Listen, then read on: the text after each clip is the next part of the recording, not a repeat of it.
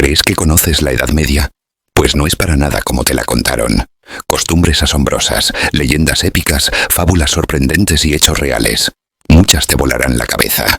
Y no te aburrirás como en el colegio. Si te gusta lo misterioso, lo épico y lo desconocido, este es tu canal. Suscríbete y disfruta. No te arrepentirás. ¿Y si te dijera que bajo el mar aún yacen los restos de una maldición olvidada? ¿Qué secretos esconde el naufragio más grande de la historia? Una flota enviada por el hombre más poderoso del mundo. Desapareció en un instante, pero siglos después algo fue encontrado. Algo que nadie puede explicar. Durante el siglo XIII, los continentes temblaban bajo los cascos de los caballos mongoles. Eran el terror del mundo conocido, un torbellino de fuego y acero que avanzaba sin piedad. Genghis Khan había unido tribus salvajes para forjar el mayor imperio terrestre de la historia. Pero fue su nieto, Kublai Khan, quien se atrevió a mirar más allá de las tierras conquistadas, hacia el mar. Desde los ventanales de su palacio en Kambalik, la actual Pekín, Kublai contemplaba el horizonte con una mezcla de ambición y desprecio. Allí, al este, se encontraba Japón, pequeño, aislado y todavía libre. Para el Khan que ya gobernaba China, Corea y gran parte de Asia Central, aquellas islas eran una provocación, una pieza rebelde que debía encajar en su mapa del mundo. La primera invasión, en 1274, había fracasado, pero no por falta de poder, sino por algo que ningún emperador podía controlar, una tormenta furiosa que destrozó su flota. Aquel primer desastre no fue advertido como una advertencia, sino como una oportunidad perdida. Así que en 1281 juró no fallar de nuevo. Lo que organizó fue monstruoso. Una flota de más de 4.000 embarcaciones, 140.000 hombres, materiales de guerra a caballos, provisiones para meses. Se talaron bosques enteros en el sur de China para fabricar naves a toda velocidad. Se vaciaron arsenales y se reclutaron soldados desde las estepas hasta las selvas. Era una pesadilla logística, una ciudad flotante moviéndose hacia el este con un único propósito: devorar Japón. Pero ya desde los primeros días comenzaron a notarse señales extrañas. Vientos que soplaban en direcciones incorrectas, peces muertos flotando cerca de las costas chinas, pájaros migratorios que volaban en círculos sin rumbo. Algunos marinos coreanos y chinos del sur empezaron a murmurar. Decían que los espíritus del mar no estaban contentos. En los campamentos el ambiente se tensaba. Guerreros supersticiosos ataban amuletos a sus lanzas.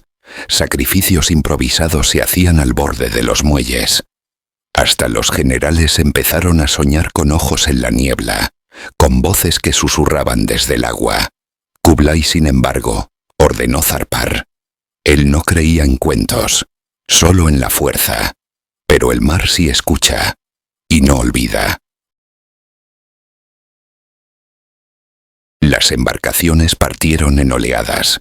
Algunas zarparon desde Corea, otras desde los puertos abarrotados de Fuzhou y Quanzhou. Avanzaban lentas, pesadas, como bestias de madera arrastrándose sobre un océano que no las quería. Durante los primeros días todo parecía normal. El cielo estaba despejado, el viento favorable. Pero a medida que se alejaban de la costa, el mar comenzó a cambiar. Primero fue la niebla, densa, pegajosa, más espesa de lo habitual. Algunos barcos desaparecían del resto durante largos periodos de tiempo, y solo volvían a reaparecer en direcciones imposibles. Luego llegaron los ruidos, chirridos en la madera que no eran crujidos normales, sino sonidos profundos, casi orgánicos, como si las naves respiraran. Por las noches los marineros escuchaban pasos sobre la cubierta, aunque nadie caminaba. En una de las galeras principales, un capitán llamado Bowen fue encontrado muerto en su camarote. La puerta estaba cerrada por dentro. Su rostro tenía una expresión de horror indescriptible y sus manos, tensas, apretaban un pequeño objeto. una concha marina negra, pulida, con símbolos grabados que nadie pudo identificar. Algunos creyeron que era un mal presagio, otros que era un mensaje. En otro navío los soldados empezaron a enfermar. No de peste ni de hambre, sino de algo más sutil. Se despertaban gritando, sudando, jurando haber sido arrastrados por sombras hasta el fondo del mar. Un arquero mongol se arrojó por la borda diciendo que su alma ya no le pertenecía. El mar decía, lo había reclamado. Los rumores corrieron como fuego. Se decía que los espíritus de antiguos marineros japoneses, ahogados en la primera invasión, vagaban bajo las olas. Que las almas atrapadas de la fallida campaña anterior jamás habían regresado y ahora acechaban a los nuevos invasores. Nadie dormía, nadie comía. Cada ola parecía un rugido, cada sombra en el agua, una garra. El terror se convirtió en histeria cuando una tormenta repentina se levantó en el estrecho de Tsushima. No era un tifón, no aún, pero era violenta. Truenos sin relámpagos. Vientos que giraban en círculos. 3 barcos se hundieron sin causa visible. Fueron absorbidos por el mar como si una boca los hubiera tragado. En los puentes de mando, los generales discutían en secreto. Habían desafiado a los kami. Estaban siendo castigados. Kublai, lejos de allí, esperaba noticias de la victoria. Pero los únicos mensajes que el viento traía eran lamentos, gritos, y un nombre que empezaba a repetirse entre los supervivientes: kamikaze.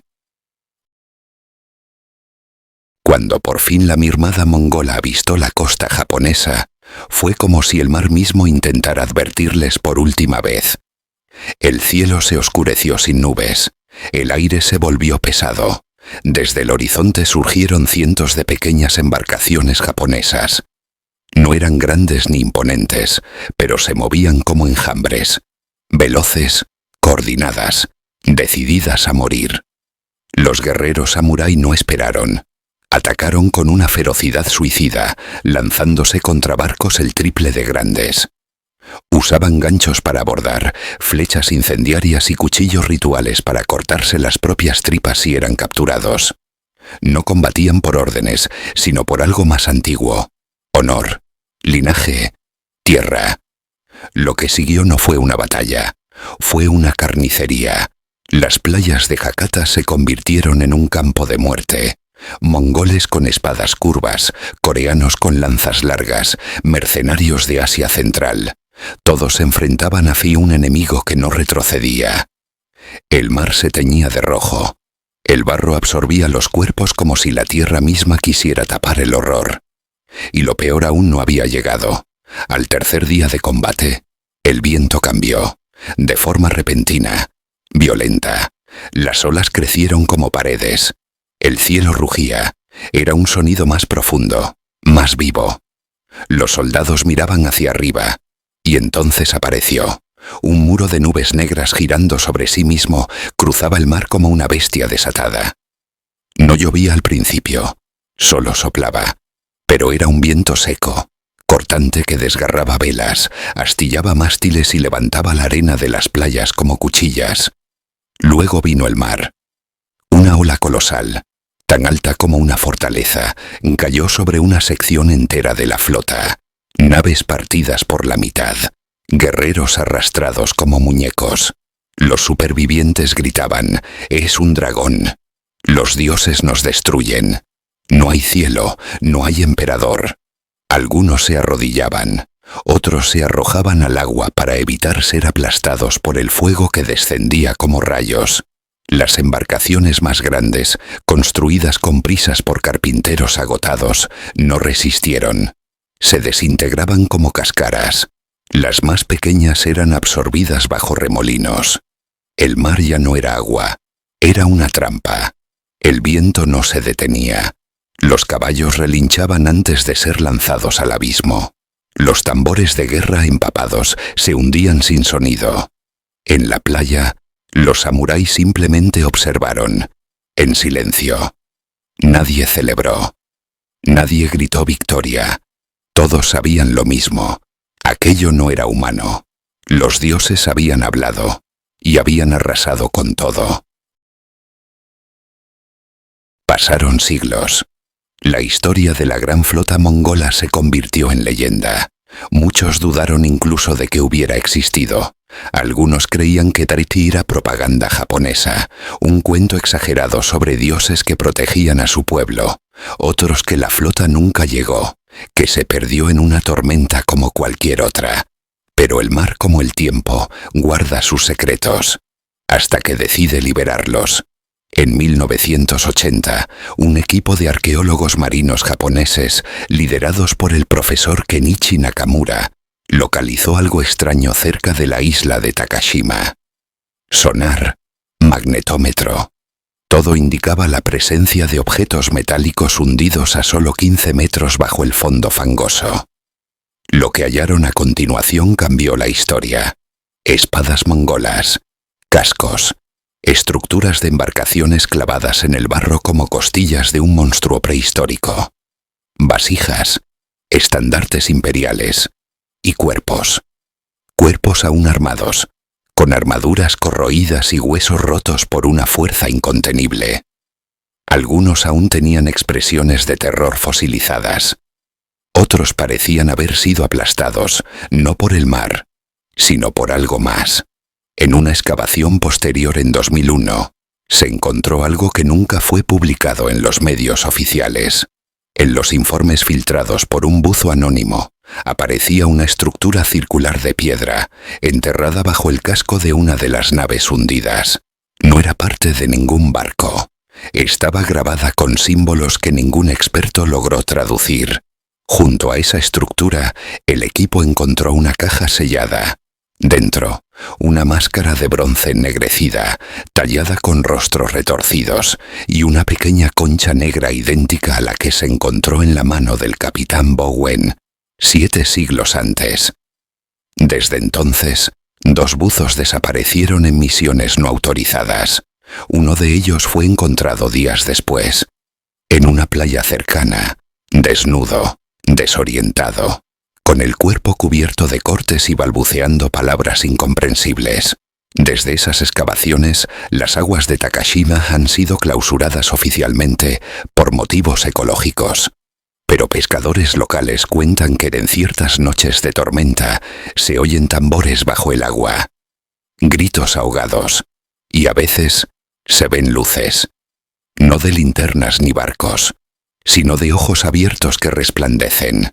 La flota perdida de Kublai Khan no solo fue destruida, fue enterrada con algo. Algo que no debía ser encontrado. Algo que los kamikazes intentaron hundir. Para siempre. Y ahora que han sido despertado, ¿qué pasará cuando vuelvan a emerger? Porque lo verdaderamente terrorífico no fue la tormenta, fue lo que la tormenta intentó detener. Este canal existe gracias a personas como tú. Si te gustó este viaje al pasado, suscríbete ahora. Es gratis, rápido, y tu clic nos ayuda mucho más de lo que imaginas. Con tu apoyo podremos seguir creando historias increíbles. No nos dejes desaparecer.